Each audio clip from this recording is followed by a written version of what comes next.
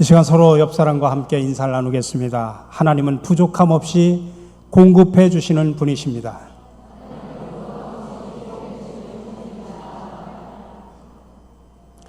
우리 3층도 좀 더 친밀하게 옆 사람들하고 함께 인사를 나눴으면 좋겠습니다. 어느 목사님이 이웃 교회에 심호하는 후배 전도사님으로부터 그의 교회 주일밤에 설교를 해달라는 부탁을 받았습니다. 그러기로 약속을 하고 날짜가 거의 되어갈 무렵이었습니다. 이웃교회 전도사님으로부터 전화가 왔습니다. 주보의 실큐에서 설교의 제목과 본문을 가르쳐 주십시오. 그래서 목사님이 말씀합니다. 본문은 시편 23편 1절부터 6절까지입니다. 그러면 제목은요? 그러자 목사님 말씀하시기를 제목은 여호와는 나의 목자이시니 라고 대답을 했습니다. 그 전사님이 받아 적으면서 그 다음은요? 라고 질문을 합니다. 여호와는 나의 목자시니 그 다음에 내게 부족함이 없으리라든지 그 뒤에 뭐가 더 있어야 되지 않는가 생각을 해서 그렇게 질문을 했습니다. 그러자 목사님은 그거면 됐지 뭐가 더 필요해 그렇게 대답을 하고 전화를 끊었습니다. 약속한 주일 저녁 예배에 그 교회를 찾아갔습니다. 안내를 받아서 강단에 올라가서 자리에 앉아서 주보를 펼쳐보는 순간 목사님은 깜짝 놀라지 않을 수가 없었습니다. 그날 밤 예배 설교 제목이 여호와는 나의 목자시니 그거면 됐지 뭐가 더 필요해 그렇게 제목이 되어 있는 겁니다. 가슴이 철렁 내리고 기가 막힙니다. 여호와는 나의 목자신이라고 하는 제목을 줬고 또 핀잔처럼 전사님한테 한 이야기인데 그것을 연이어 제목으로 붙여놓았기 때문입니다. 그러니 목사님은 찬송을 하면서도 기도를 하면서도 계속 그 제목에 대해서 신경이 쓰입니다. 이 제목을 바꿔야 될지 아니면 이 제목대로 그대로 설교를 해야 될지 고민 끝에 그래 주보에 나와 있는 제목대로 설교를 하자 결심을 하고 그동안 써온 원고를 접어버리고 새로운 각도로 설교를 시작을 합니다. 제목을 바꾸니까 성경이 새롭게 보입니다. 목사님은 설교를 하십니다. 여러분은 푸른 풀밭에 싱싱한 풀을 원하십니까? 맑은 시냇가에서 시원한 물을 마시고 싶습니까? 그러나 여러분, 시편 23편에 나오는 양은 그 풍성한 풀밭에서 풀을 뜯지 않고 물도 마시지 않고 그냥 누워 있습니다. 배가 불러서 있을까요? 아니면 욕심이 없어서일까요? 양은 배가 불러도 몇 시간씩 계속 뜯고 또 뜯어 먹습니다.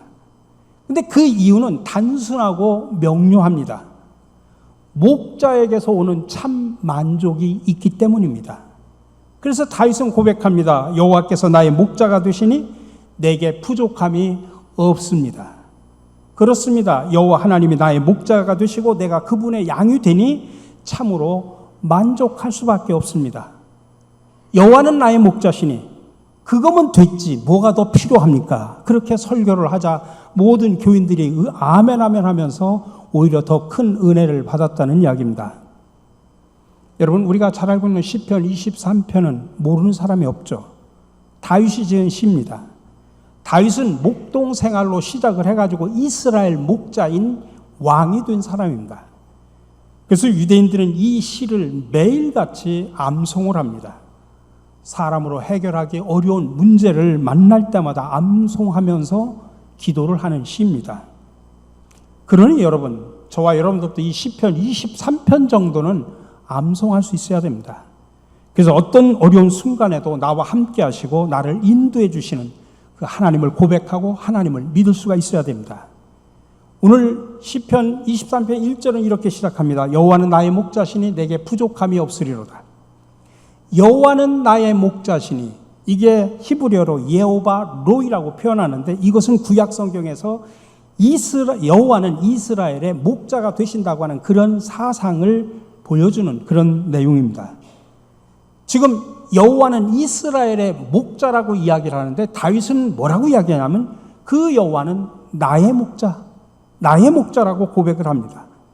다윗은 하나님이 나의 목자가 되어 주셨기 때문에 나는 부족함이 없다라고 고백을 하는 것입니다. 여러분, 양에게는 목자가 있어야 됩니다. 목자가 항상 인도해주고 따라다녀야 됩니다.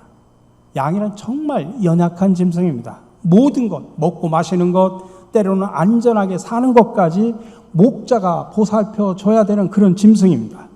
그래서 다윗은 여호와 하나님을 나의 목자라고 고백을 하는데, 자, 그렇다면 저와 여러분들은 여호와 하나님을 누구라고 고백하고 누구라고 생각하며 살아가십니까?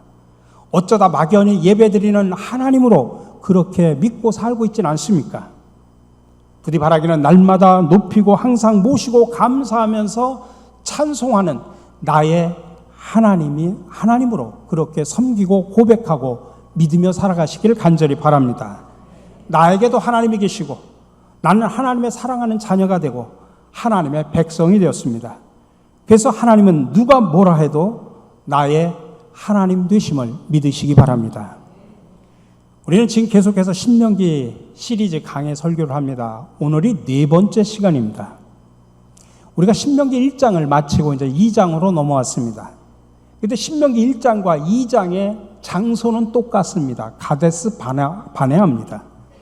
근데 1장과 2장 사이에는 장소는 똑같지만은 시차는 무려 38년이라고 하는 세월이 과감하게 생략이 되어 있습니다. 이스라엘 백성들이 가데스 바네아에서 불신앙으로 인한 불순종으로 가나안 땅에 들어가지 못하고 광야에서 38년을 헤맨 후에 다시 가데스 바네아로 돌아왔기 때문에 신명기 1장과 2장은 장소는 똑같지만은 시간은 무려 38년이라는 세월이 흘러간 다음입니다. 모세는 이 38년을 헤맨 사실을 단지 오늘 3절에서 간단하게 이렇게 요약을 합니다. 너희가 이 산을 두루 다닌 지 오래니 돌이켜 북으로 나아가라. 지금 이스라엘 백성들은 38년 동안 한 발짝도 앞으로 나가지 못하고 그냥 그 자리만 계속 빙빙 돌기만 했다는 이야기입니다. 이스라엘 백성들은 하나님께 불순종함으로 인해서 앞으로 향해서 열심히 가도 결국은 계속 그 자리만 빙빙 돌게 된 것입니다. 근데 이제 때가 되었습니다. 그래서 때가 되었으니 이제는 돌이켜서 너희들은 북쪽을 향해서 나가라. 가나안 땅을 향해 들어가라는 이야기입니다. 이제 가나안 땅을 향해 진격할 때가 되었다는 이야기입니다. 지금 그 이야기를 하고 있는 겁니다. 근데 신명기 2장은 좀 이상합니다. 틀림없이 이스라엘 백성들이 하나님 앞에 불순종하고 불신앙으로 말미암아서 벌을 받고 있는 38년의 세월은 하나님의 형벌을 체험하는 시간입니다. 불신앙으로 인해서 벌을 받는 세월입니다. 근데 오늘 7절에 보니까 뭐라고 표현하냐면 내 하나님 여호와께서 내가 하는 모든 일에 내게 복을 주시고 내가 이 큰 광야에 두루다님을 알고 내 하나님 여호와께서 이 40년 동안을 너와 함께 하셨으므로 내게 부족함이 없었느니라. 지금 놀라운 말씀을 하고 있는 겁니다. 광야 40년 동안의 가운데 38년의 세월은 하나님의 복을 누린 시간이 아니었습니다. 아니 오히려 그들의 불순종을 인해서 하나님으로부터 징벌을 받아 하나님의 채찍을 받는 그런 채찍을 경험하는 그런 시간이었습니다. 그런데도 하나님은 징벌이 아니라 오늘 7절에 보니까 복을 주셨다라고 표현하고 있습니다. 그래서 38년 동안은 너희에게 아무런 부족함이 없었다라고 표현하고 있습니다. 그리고 7절에 보니까 이 큰 광야에 두루다님을 알았다라고 표현합니다. 여기서 알았다라고 하는 말은 그들이 방황하는 것을 위에서 다 보고 계셨다는 이야기입니다. 혹시 잘못 가지는 않았는지, 다치지는 않았는지, 이 모든 것을 하나님께서 일일이 관찰하시고 인도하심으로 이스라엘 백성들은 부족함이 없었다는 이야기입니다. 먹을 것이 부족하면 먹을 것을 주시고 마실 것이 부족하면 마실 물을 줬습니다. 이처럼 하나님께서는 38년 동안 때로는 징벌을 주시면서도 또 동시에 복을 주셨다는 이야기입니다. 여러분, 우리가 자녀를 기르다 보면 그런 경험을 하지 않습니까? 가끔 자녀들이 잘못하면 체벌할 때가 있죠. 벌 주거나 체벌을 하면 자식들은 삐져가지고 울면서 자기 방으로 들어가서 문을 쾅 닫고 들어가서 밥도 먹질 않습니다. 그럼 부모 마음이 얼마나 아픕니까?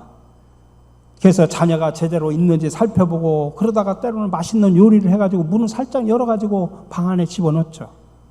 자녀를 때렸지만은 더 속상한 게 부모의 마음이죠. 하나님도 그렇다는 이야기입니다.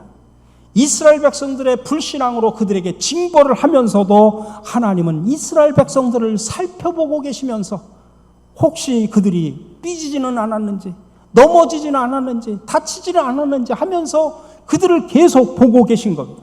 그러면서 필요에 따라서 복을 주시고 때로는 공급을 해주셨습니다. 이게 바로 하나님의 자비라는 이야기입니다. 여러분, 우리가 섬기는 하나님은 벌을 주시는 가운데도 복을 주시는 자비로우신 하나님임을 믿으시기 바랍니다. 하나님께서는 자녀들을 징계할 때 한계를 주고 징계하십니다.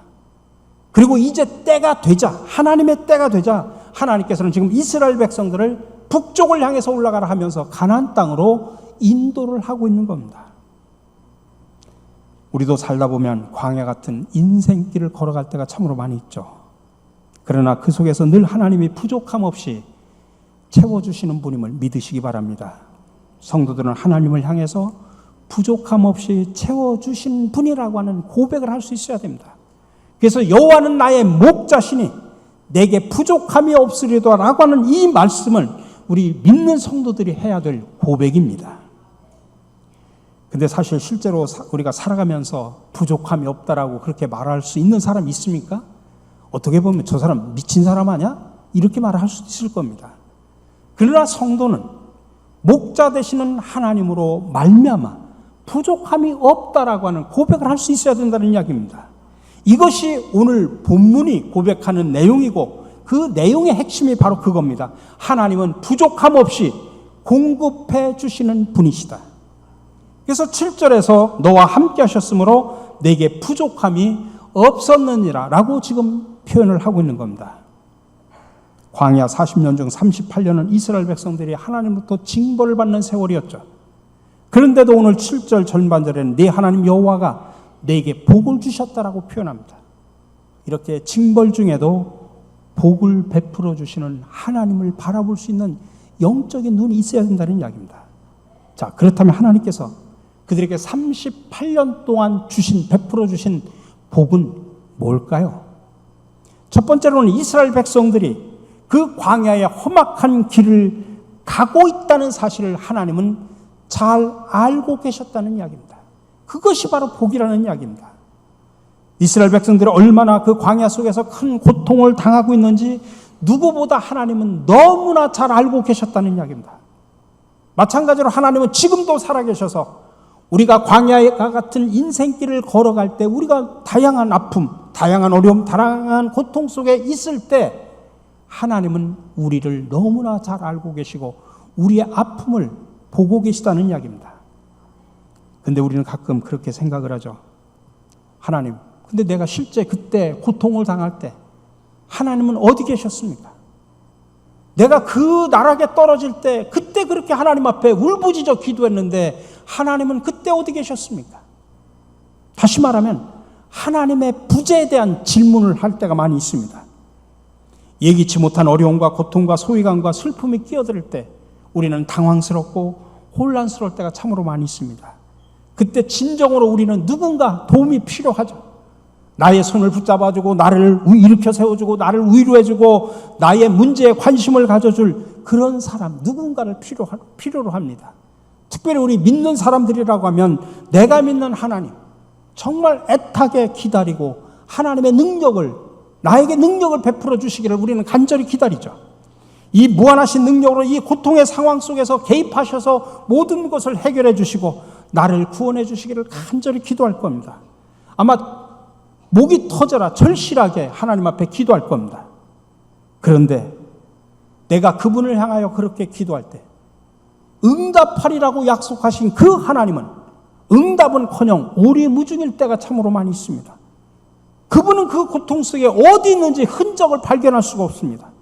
그래서 참담한 심정으로 외면을 하고 오히려 나 혼자 홀로 남아있는 외톨이처럼 느껴질 때가 참으로 많이 있습니다. 그래서 결국은 영혼의 어둠 속에서 하나님은 없다라고 절규를 합니다. 하나님의 존재에 대한 부재를 선언하는 것입니다. 그래서 하나님에 대한 지독한 배신감을 느끼면서 하나님으로부터 돌아선 자들은 하나님을 부정하고 욕하고 저주하기도 합니다. 사실 이스라엘 백성들이 언약 백성임에도 불구하고 하나님을 떠났을 때 하나님의 부재 가운데 그들은 우상을 섬기고 죄악된 삶을 살았던 것을 우리는 성경을 통해서 합니다. 또 성경의 많은 인물들 가운데도 하나님의 부재 상태에서 죄를 짓고 우상을 섬겼던 모습들을 봅니다. 이스라엘 백성들이 출애굽을 할 때 모세가 시내 산에 올라가서 무소식입니다. 소식이 없습니다. 그러자 밑에 있던 이스라엘 백성들은 불안합니다. 아니 혹시 하나님 우리를 떠난 거 아니야? 지도자뿐만 아니라 하나님도 우리 곁을 떠난 거 아니야? 불안합니다. 다시 말하면 하나님의 부재를 느꼈다는 이야기입니다. 그러자 그들은 야 차라리 우리가 하나님의 형상을 만들자. 그래서 금송아지를 만들어서 섬겼던 것을 우리는 너무나 잘 알고 있습니다. 믿음의 조상이라고 하는 아브람은 내 씨를 통해서 약속의 땅을 주시겠다고 하나님께서 그렇게 약속을 해주셨는데도 하나님은 그 이후에 아무 말씀도 없으십니다.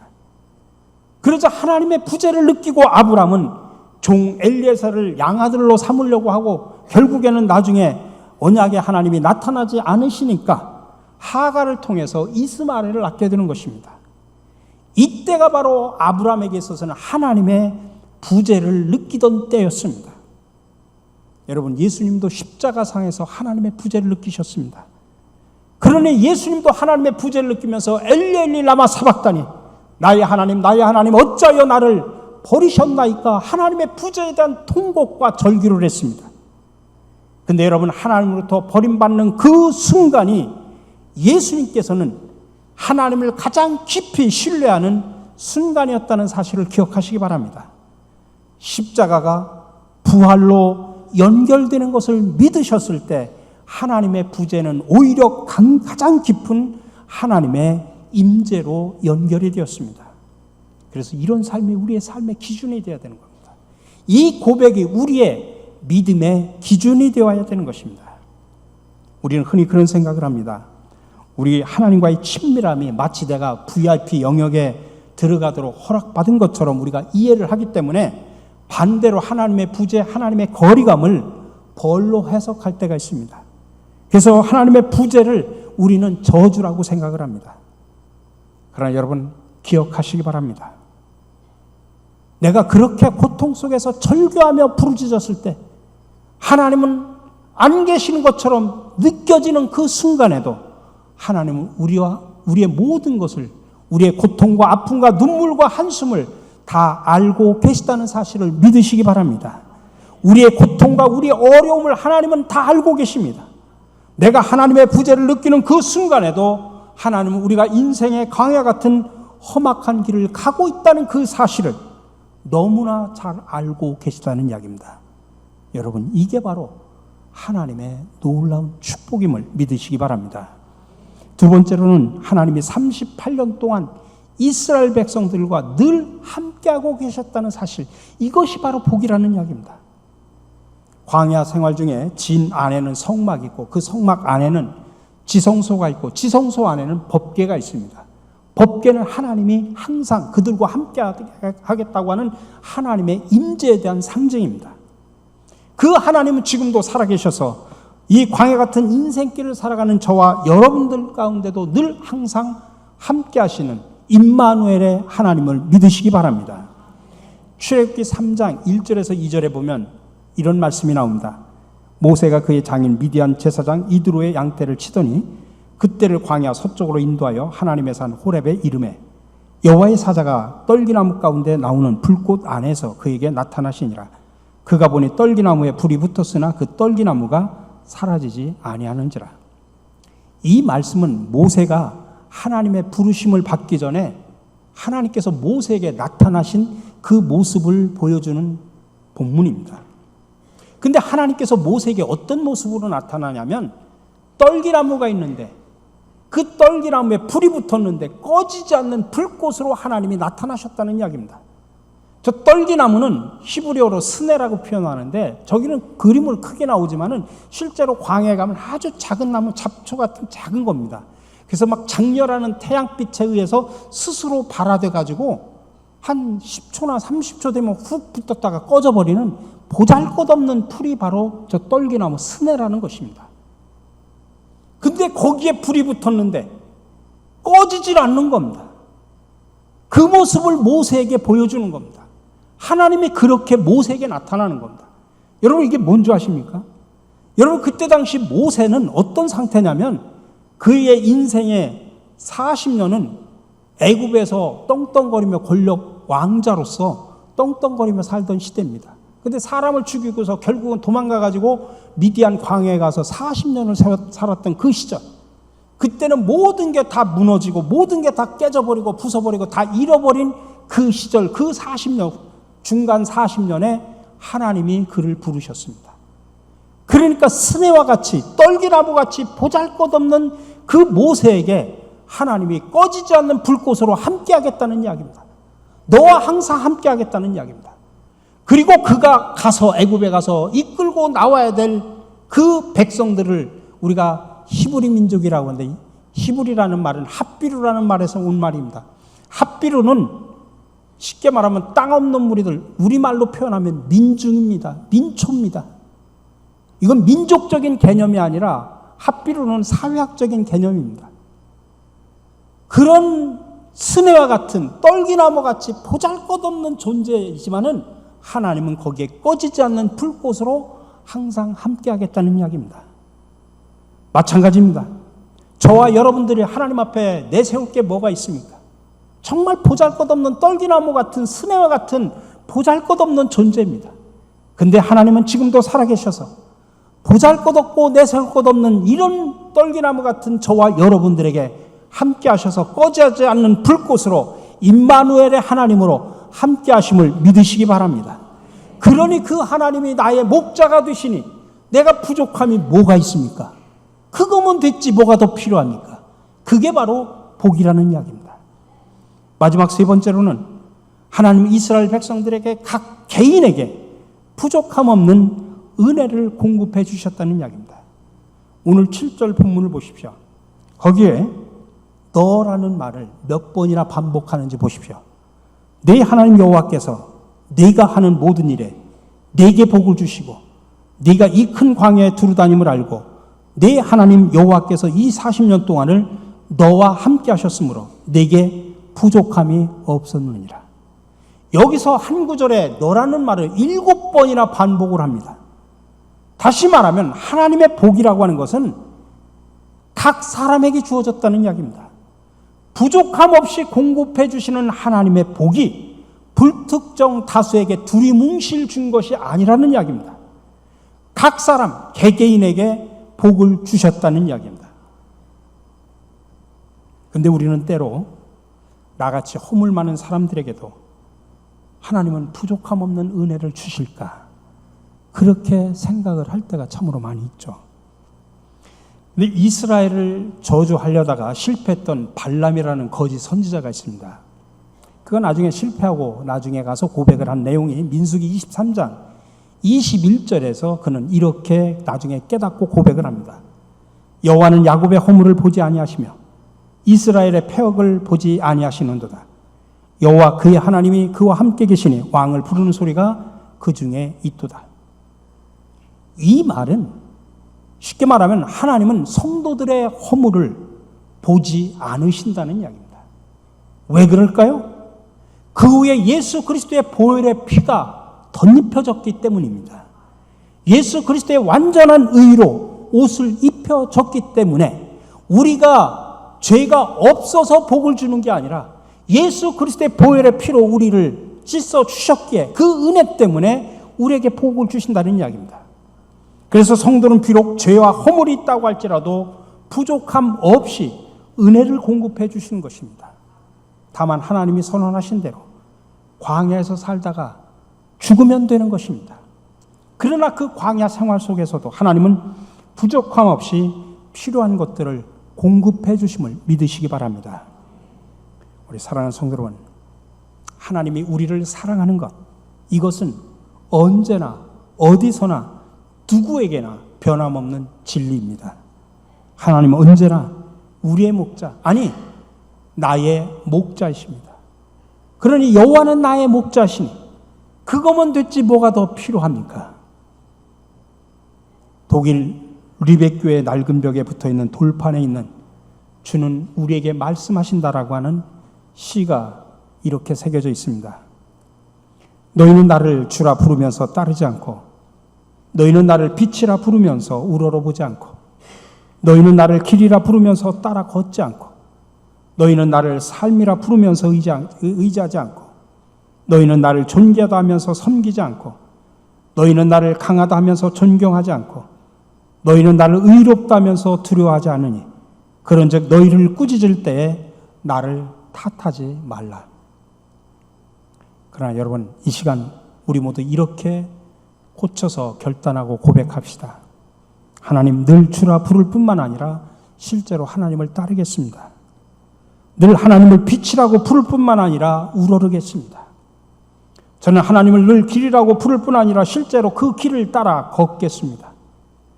하나님을 삶이라 부를 뿐 아니라 실제로 의지하겠습니다. 하나님을 존귀하다 말로만 하지 않고 진심으로 그리고 전심으로 섬기며 살겠습니다. 하나님을 강하다 말로만 하지 않고 진심으로 믿고 존경하겠습니다. 하나님을 의로우신 분이라고 말로만 하지 않고 늘 두려워하며 살겠습니다. 그래서 다윗처럼 나도 여호와가 나의 목자라고 고백하며 살겠습니다. 그 고백이 저와 여러분들의 고백이 되기를 간절히 바랍니다. 그러면 우리의 삶 속에서 일어나는 모든 문제, 절망과 근심과 고통은 다 사라져버리고 내게 부족함이 없느니라고 하는 고백을 들을 수 있는 놀라운 은혜를 얻게 됩니다. 이 진정한 은혜와 복을 누리고 나누며 살아가시는 저와 여러분들이 되시기를 주님의 이름으로 간절히 축원합니다.